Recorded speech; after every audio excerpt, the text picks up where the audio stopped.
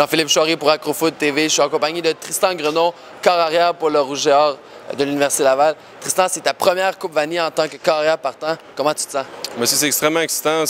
Juste se rendre ici, c'est une super belle opportunité. Puis je crois que avec jouer ici au Rogers Center devant une aussi grosse foule, ça va être une expérience inoubliable. Écoute, tu as connu une saison tout en progression. Je pense que présentement, tu es sur une lancée, ça va très bien, tu connectes bien avec tes receveurs, la O-line fait du bon travail. L'offensive semble vraiment en plein contrôle de ses moyens.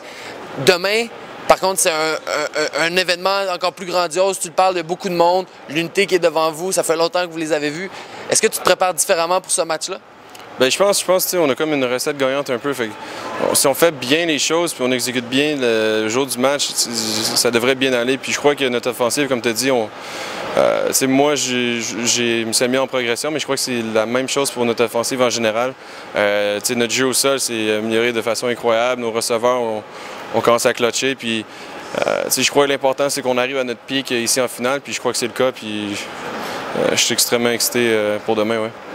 Écoute, tu parles justement de la performance globale de l'offensive. Justin Etier, évidemment, là, il est pour quelque chose. Cette semaine, vous avez eu un autre coach qui s'est rajouté, Benoît Groulx, l'ancien cadre du Rouge et Or, qui est venu. Ça a été quoi un peu le feeling de travailler avec Ben et Justin cette semaine? Bien, c'est sûr, les deux, ils se complètent. C'est comme un deuxième Justin. Fait que, c'est sûr, avoir Ben dans l'entourage, c'est juste positif pour nous. Puis, avoir son avis de joueur, ça fait comme quand même récent qu'il a joué.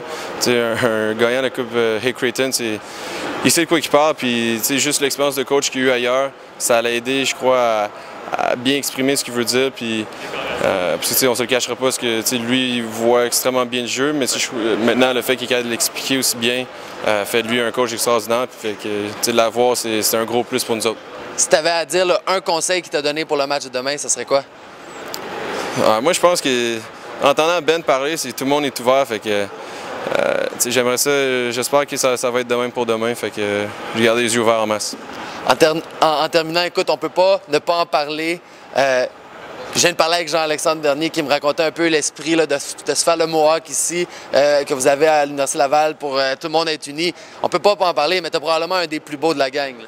Bien, merci, JP. C'est ma troisième en 3 ans, fait que j'ai essayé de laisser de la longueur cette fois-ci. Au début, je regrettais un peu, mais on fait ça une fois par année, fait que je suis content du résultat en général. Je pense pas garder trop longtemps, par exemple, mais je suis content du résultat. Écoute, tu parles d'être content du résultat. J'espère que tu vas être content du résultat demain. J'espère surtout que tu vas donner tout ce que tu as sur le terrain. Félicitations pour ta saison et surtout bon match demain. Merci, JP.